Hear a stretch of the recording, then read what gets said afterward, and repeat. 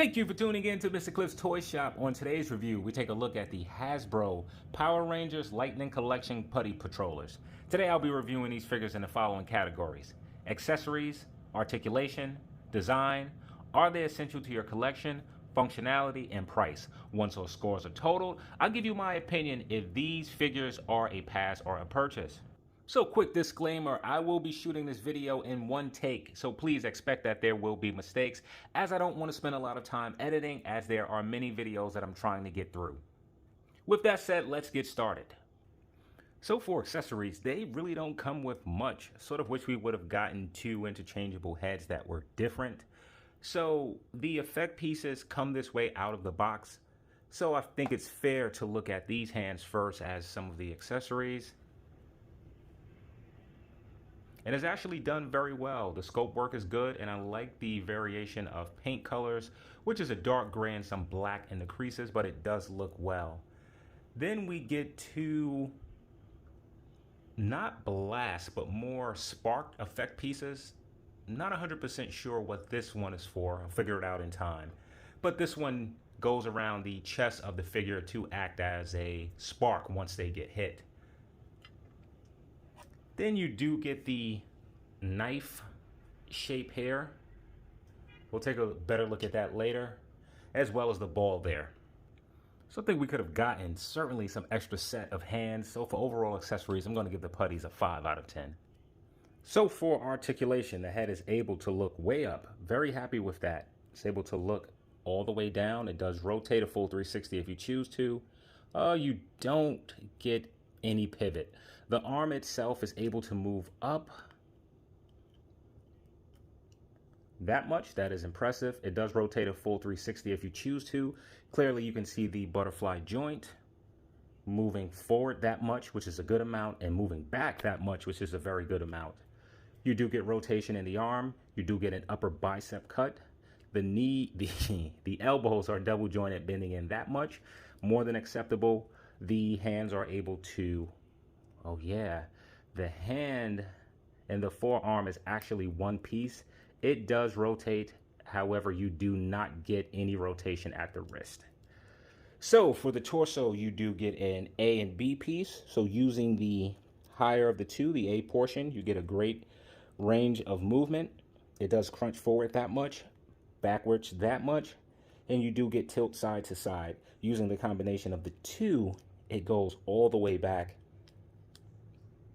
crunches all the way forward. No waist swivel. Is that correct? It is correct. So the legs are able to do nearly a full 360. They kick forward that much, backwards barely any. Does rotate. You do get upper thigh cut. Knees are double jointed, bending all the way in. You do get rotation at the boot. The foot is able to go up that much, down that much, rotate this much on the inside and on the outside. So for articulation, such a weird thing. This could have easily been a 10, and I really feel that this would have been a 10 in articulation. However, I have to reduce points for the wrist not being able to move. In addition, no swivel in the torso. The torso in this figure moves phenomenal. So I'm surprised that that is not there. And I almost feel like it is there, but I'm making a mistake. I tried to move this belt up. It does not budge. I am turning to the point to where I'm nearly about to break this figure. So I'm going to say that it does not rotate. So for articulation, I'm going to give the putty a 7 out of 10. I really want to give him a higher score, even without those things, but a 7 is where it should be. So for design, I nearly was overcritical, as I am really not familiar with this version of the putty. The one that I remember had this big silver Z in the chest, and actually to get rid of them, you would punch them in the Z, and they'll turn back into a mold. So I actually had to do some research, and I was able to find another version of the putty which looked very similar to this. I have no idea what version of the Putty that is. However, with the images that I've seen, there are some differences. For example, the face is a different complexion than the rest of the body. As you can see with this action figure here, it is essentially the same tone all the way up, so that's not accurate. The face sculpt itself does look nearly identical to the version that I've seen, so that's about accurate. So for design, you're not getting any wash over the figure with the exception of the hand portions here. However, it is very similar to what you see on the images of this figure in the live action show. So for design, I'm going to give the Putty an 8 out of 10. So are they essential to your collection? So this is not my version of the Putties that I remember. As I mentioned earlier, I am more familiar with the version that had the Z on their chest. Though this version of the Putties do look better in my opinion than the version that I am familiar with. So I don't know if across the universe of Power Rangers, if there are different Putties for each of those different series and recreations of Power Rangers. If so, this is a pretty decent design, as the first one and even this one are a bit cheesy. So the Putties are absolutely essential to your collection. As of today, I found out that there are at least 2 different versions of the Putties, so that will decrease the score a little bit. But as far as being essential to your collection, I'm going to give the Putties a 9 out of 10. So for functionality, let's start with the stand test. The figure stands pretty easily. Let's go ahead and swap some of the hands. Well, it only comes with one hand. So essentially you pull here, as I mentioned. The forearm and wrist part are connected, and you just plug this in place, and it's a snug fit, and there you go. So now let's try some of the accessories to see if they work. So we get these 2 additional accessories. I'll show you how they work. Let's slide him to the back for a moment. Let's bring in one of the other figures. So this essentially goes on his chest like so, sort of to mimic that he's been hit. So let's put him to the side.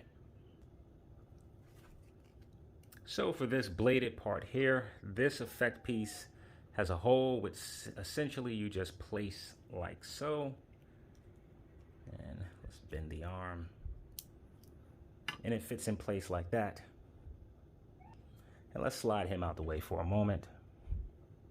And in case you're wondering, I believe you can put that ball hand part and the knife hand part on either hand. We'll try. So let's place this one here. And let's place this one here.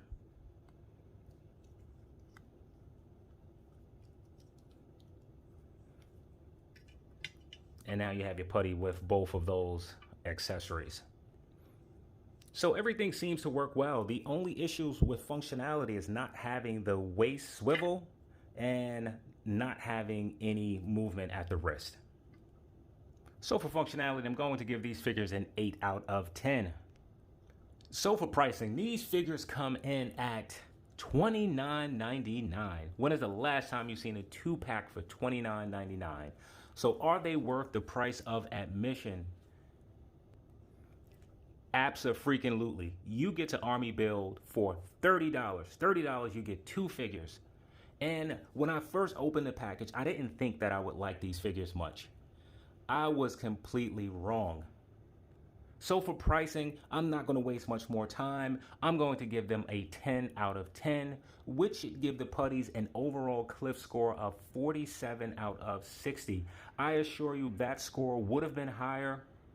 The figures took a hit on accessories, the functionality department, and articulation, even though arguably this is some of the best articulation that I have seen. So are these figures a pass or a purchase? They are an absolute purchase. I've purchased 2 packs, as you can see, as I'm a sucker for army building. I didn't know if I would want more than that. I have about 5 in total, but I'm going to buy at least 2 more packs. So here's the Putty by himself. Here he is with the White Ranger. Here he is next to Storm Collectibles' Mike Tyson. Here he is next to Marvel's very own Warpath. I have to hold Warpath as he won't stand on his own, and he absolutely towers over them. Here he is next to a smaller Marvel Legends Typhoid Mary. Here he is next to Darkhawk. And here he is next to Destro. So even though the putty is on the smaller side compared to some of the other figures and other lines, I think this is fine as I'm used to my putties being small. So this will conclude the end of this video. Thank you for tuning in to Mr. Cliff's Toy Shop, and I hope to see you during the next review.